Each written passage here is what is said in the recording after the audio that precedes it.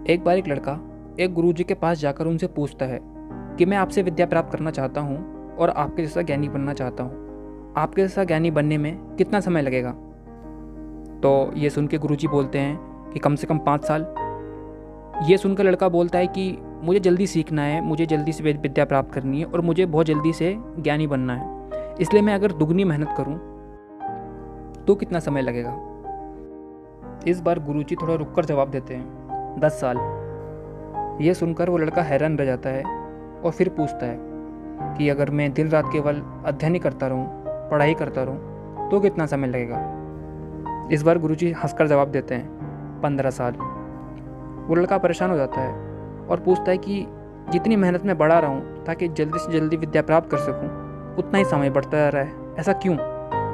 ये सुन के गुरुजी बोलते हैं कि अगर तुम्हारा अधिकतर ध्यान नतीजे पर रहेगा तो काम पर जो ध्यान रहेगा वो थोड़ा सा ही रहेगा, क्योंकि तुम्हारा ज़्यादा ध्यान नतीजे पर है, बचा कुचा ध्यान काम पर है। तो इससे जो नतीजा है वो खुद देर में आएगा। इसलिए तुम पूरा ध्यान अपने काम पर लगाओ और काम का आनंद लो।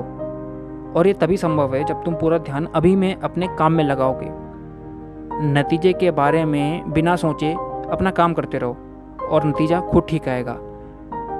फिर वो आगे बोलते हैं कि नतीजों को लेके सबसे बड़ी विडंबना ये है कि जितना ध्यान हम उन पे लगाते हैं, जितना ध्यान हम नतीजों पे लगाते हैं, उतनी ही देर से वो आते हैं, और जितना कम ध्यान हम उन पे लगाते हैं उतना ही जल्दी हमें नतीजे मिलते हैं। सबसे बड़ी विडंबना नतीजों के बारे में यही है।